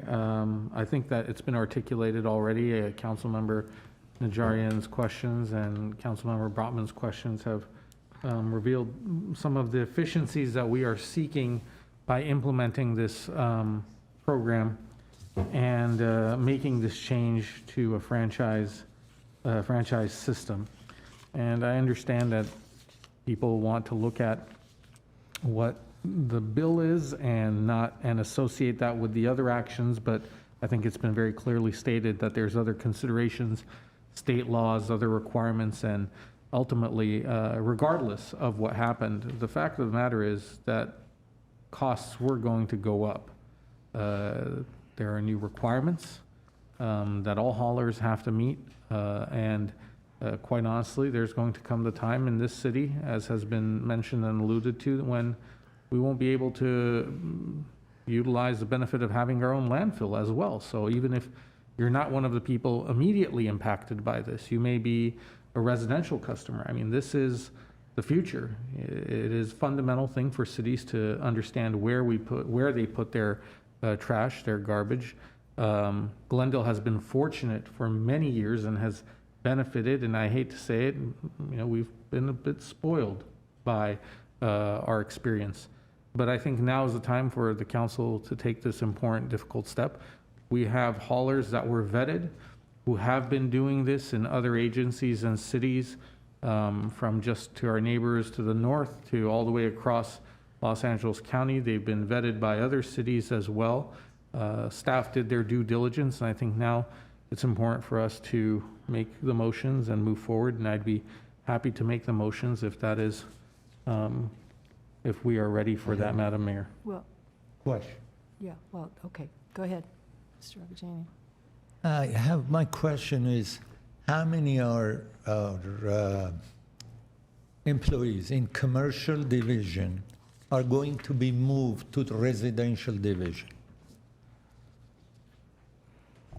Councilmember Alajanian, we currently have 17 truck operators in the commercial section and 4 workers. So a total, and we also have some vacancies, obviously. So there's 21 overall people that are going to be moved from the commercial side to the residential. And all those are needed. I mean, it's not going to be some saving because we're franchising the business to somebody else to do it. We do have, as I mentioned, some vacancies because we've been operating under a deficit pending the outcome of this decision. We will eliminate some of our vacant positions as a result of this franchising. So there will be some cost savings, but all the folks that we have that are working right now, for every single one of them, there is a need, and we're going to move them to the residential side. It's kind of strange, but I accept your explanation. Thank you. Okay, thank you. So here's where I am on this. I want to thank Mr. Imrani very much for, we're awfully lucky to have you, I guess, since you've had experience in this, and your staff for working so hard. As been stated, we have been in this process for about 5 years now, at least 5 years, right, Councilmember Najarian? At least 5? Longer. 8, 10? About 8. Okay, 8 yeah. years. Yeah, okay. And this is what I know. That, first of all, you've been open and transparent with our employees, correct? And obviously with the Apartment Complex Association, you've talked to them, and that's good. We are not losing jobs. We are not losing employees. That is good. Number 3, the rate increase was inevitable. I know we talked about a rate increase last year, I think it was. The fact that, the cost for trash pickup was getting exorbitant, and we were going to have to raise the rates. And so this was something that was coming no matter what. And then, of course, once you add the mandates, et cetera, it just becomes even worse. Let me see.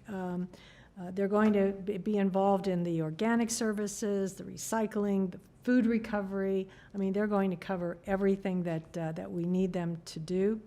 As far as rate increases, on page 5, where you talk about the maximum rates and the adjusted annual rates, and the final sentence is that any disputes regarding rate adjustments shall be decided by the city manager or referred to the city council.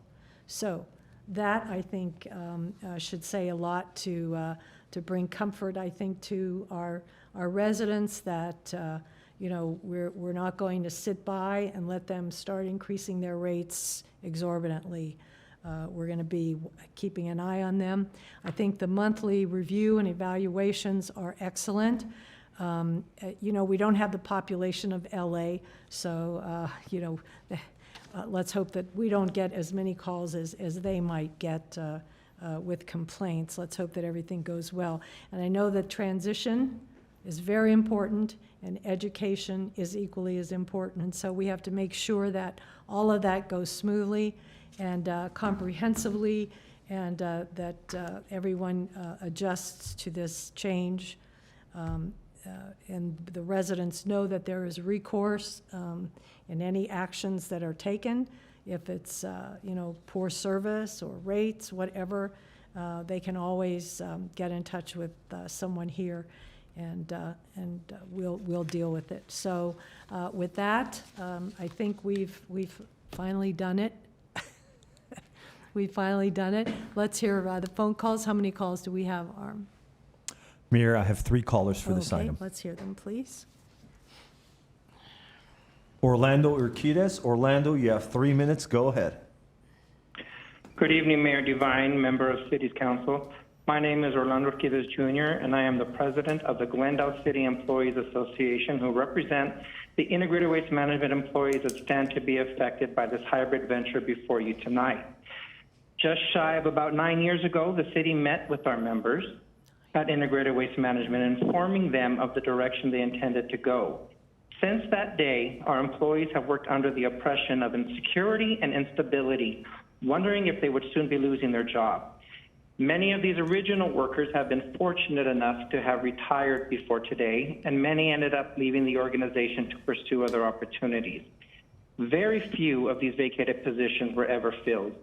Meanwhile, the burden of responsibilities fell upon the remnant throughout all these years, and they have consistently showed up day after day under mandatory overtime, short-staffed, and all as frontliners throughout this pandemic. You can only imagine how burnout, exhaustion, and continued injuries compiled throughout these years while the city figured it out. So, all that to say, finally we are here. Thank you specifically to Public Works Director Yazdan Imrani, who upon his appointment recognized the importance of this finalization and recognized the toll this has taken on our employees, his employees.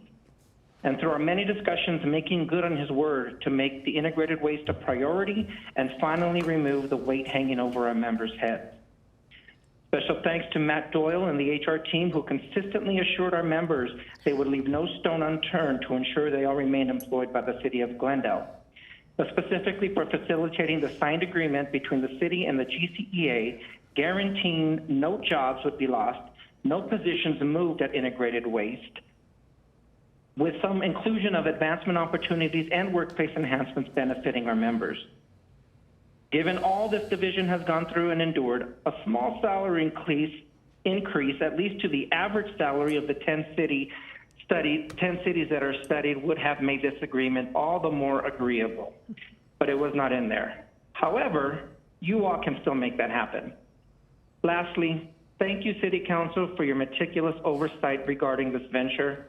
While we undoubtedly know the employees at Integrated Waste would much better serve the commercial account community, and we know this by the many instances our affected residents have approached our drivers and said as much, the GCA is happy knowing our employees are safe, and there will be no attempts in removing them from their positions. We look forward to seeing their quality of work life improve upon this transition, and we will always be ready and geared to have the city employees service our commercial accounts again in the future. Thank you. Thank you, Orlando. Madam Mayor, I think Yes. it's fair to respond to Mr. Orlando that the entire city council appreciates his leadership in protecting his fellow employees in the negotiations with Yazdan and Matt Doyle and the city manager. I know we're all happy. Let's put it this way, if we were to have lost jobs, I would have looked at this in a completely different light, so. Well, and I remember back when we first started this conversation, my very first question was, is this going to mean jobs lost to our staff? And I was told no. And I'm happy that, that we have stuck to that promise to me, I guess, or answer to me. And Orlando, thank you so much for contributing to this, the success of this process. Thank you. Next caller. Brian Nias. Brian, can you hear me? You have 3 minutes. Go ahead. Yes, thank you. Good evening, council members and city staff. My name is Brian Niehaus. I'm a labor attorney, and I'm speaking on behalf of the Employees Associations who represents the workers in the city's Integrated Waste Division.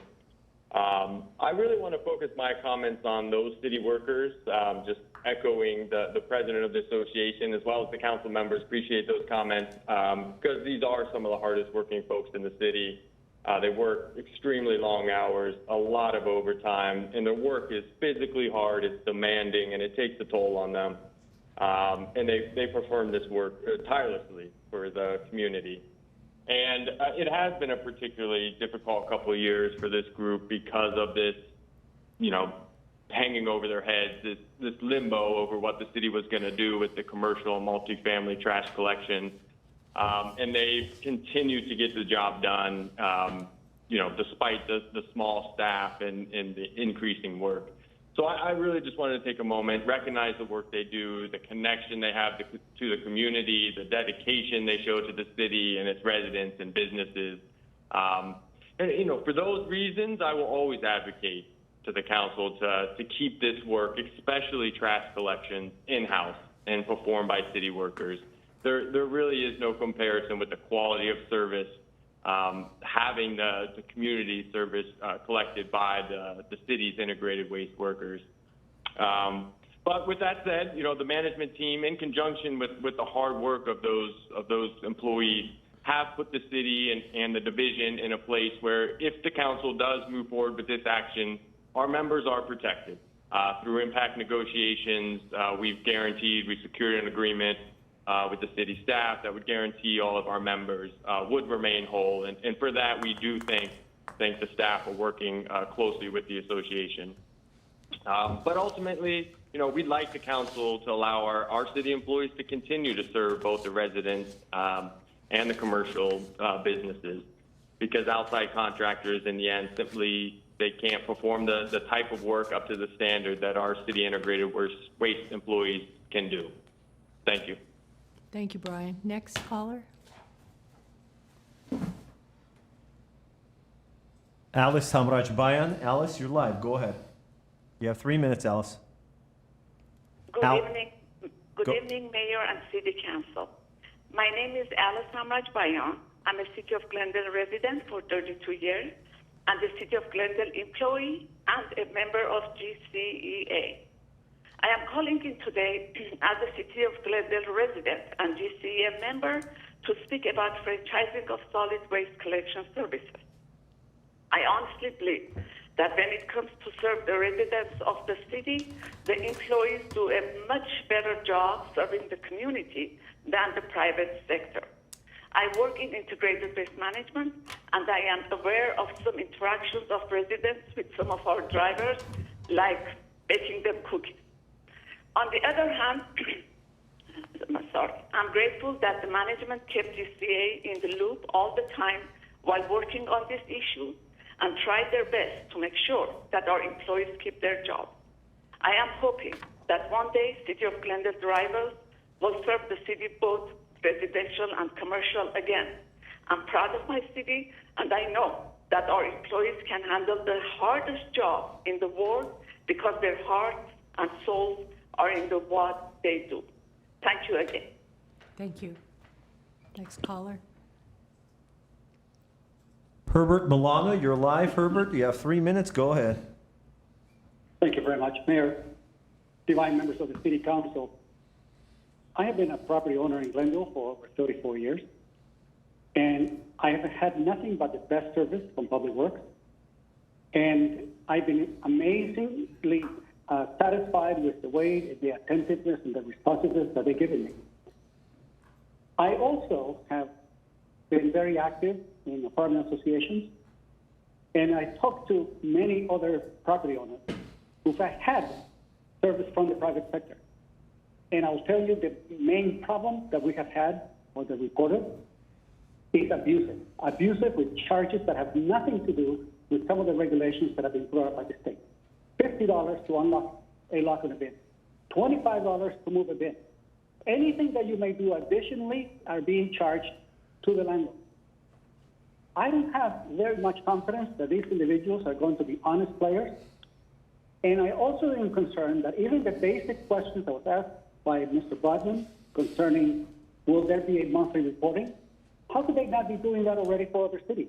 How could they not have that information, let's say, online, so that a report could be entered by the complainant or by the customer, and that you get a copy of it? That is a minimal cost, and if they have not thought about it, it means that they are not customer-centric. That is the problem with the monopoly, that you do not have customer-centric. Mr. Bodman asked also the question concerning why can't we have competition, among these individuals, and the Public Works Director did not answer that question. He bypassed it. I sit here taking notes, making sure that the questions that are being asked are being addressed, and they're being bypassed. Why couldn't we have competition among these boards and making sure that they are going to be providing the best service possible at the lowest possible cost, like we do with the other monopolies? There's more that I could say about this because I have the experience and I paid attention. But I'm not satisfied with the answers that were given today. Yes, I know that there will be adjustments with regard to cost, but the city had 20 years of investments that they could have made. They could have increased their staff, improved the equipment, and made allowances for many other initiatives with regard to recycling or diversion, and it didn't do it. And that question needs to be answered. Thank you. Thank you, Mr. Milano. Mayor, that was the last caller for this item. Thank you very much. Thank you. Okay, so we have this action item. Do I have a motion? Can all 3 items be moved at once, or should we take the resolutions? They can be moved together. They can all be moved together. And I'll move items 1, 2, and 3. Okay, is there a second? I'll second that. Okay, roll call, please. Councilmember Agajanian? Yes.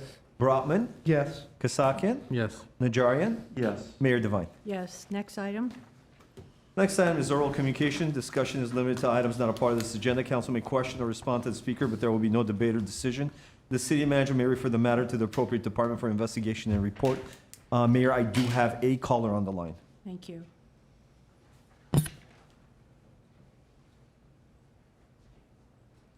Jan Nipshire. Jan, you're live. Go ahead. You have 5 minutes. Oh, thank you. That's a lot of time. Good evening. My family and I have lived in Glendale for 30 years. We love Glendale. We've always enjoyed living here. My husband's family's been here for over 60 years. So it's with great sadness that I am calling to talk about the city council considering mandating vaccines for the employees, many which are COVID recovered and have natural immunity, which is better than experimental shots. This is the United States bill, and the employees should not be made to expose their private medical information publicly. That is what you're asking them to do with the two-tiered system that you put forward. If you actually read the informed consent that you each sign before you take the vaccine, it clearly states that it is an experimental vaccine under emergency authorization, which indemnifies the manufacturers that are making billions and billions of dollars. They cannot be held financially liable for the vaccine injuries. So as a Glendale taxpayer, I'm very concerned about who that liability is going to fall on. If the city employees are pushed into getting a vaccine unconstitutionally and get an injury, Is the city then liable? Are the taxpayers then liable since you're taking on that liability? I'm very concerned about the city employees and their constitutional rights being trampled on by our city council.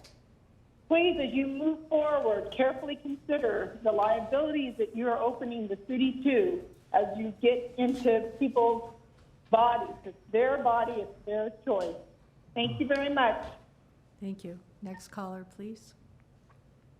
Herbert Milano, you're live. Herbert, you have 5 minutes. Go ahead. Thank you very much. Mayor Devine, members of the City Council, oftentimes when I hear the issues being presented to you, I don't envy your position at all, especially with some of the issues that were presented today, in which it is people's beliefs and people's source of knowledge that are shaping their attitudes and their impressions. But what if the impressions and the beliefs that you have are your own? And I was wondering this past week about how do we determine if we have good governance? Let me postulate a couple of questions. If documents are presented for your evaluation and vote, and you don't read them, and then you pass a resolution or you pass an ordinance, are you really governing if you're not reading the document? Are you considering the welfare of the public? I think those are very basic questions that we would expect from government. If documents are presented to you that contain logical fallacies, but you're unaware of the fallacies that were used, and then you vote on an ordinance, are you really governing well? Okay, another one. If the city staff presents to you documents that leave out purposefully significant negative long-term consequences, and you are not aware, are you governing? If an ordinance is presented to you as a result of an internal bribe or collusion, and you're not aware of it and you pass the ordinance, what is the legal ramifications with regard to getting rid of a law that was passed inadvertently, right? In the best interest that you think it is for the public, but behind the scenes, you basically were led to make a decision in regard to this. The reason why I mentioned this is because of my conversations with prior city council members who voted 20 years ago for the pension system. That's what they told me, that they did not know, or that they did not read, or that they did not understand. And yet we are locked into this multi-billion-dollar obligation, that it is outstanding. And from what I gathered, based upon the ignorance of the city council's then president, or what was told to them willfully by the city manager, that it would not have a long-term consequence, right? That it would not cost the city anything. And then by the finance department, who has to give you, or the city council back then, every year, 2001, 2002, 2003, at a significant drop in the surplus of the pension fund. And that did not occur. And year after year, after you made the increases, the city council made increases in 2005 to pass along what used to be for police and fire pensions, that arrangement was moved on to city management. And yet the financial impact was never made clear to you. So are you governing when the city staff is not giving you clear information or is avoiding giving you information that is relevant to your decision? And I can go back and look at the prior year's decision, and I would probably say with a certain amount of certainty that much of the information that on which city council passed ordinances was made in the absence of quality information that you needed to know. And so I'm concerned. I'm concerned about looking at my experience with the city, looking at the thousands of hours that I've watched city councils in the past 2 years, of whether we need to reassess how truthful and how transparent the city staff is giving you the information that you need to make the wisest decisions possible. I would like for you to consider that. Thank you very much. Thank you. Thank you, Mr. Milano. What's next, please? Do we have any other callers? Madam Mayor, there are no more callers. Okay. We have no new business. Next item would be adjournment. And may we adjourn in memory of Rob Sharkey. Move to adjourn in memory of Rob Sharkey. Thank We you. are adjourned at 8:13. Good night, everyone. Thank you.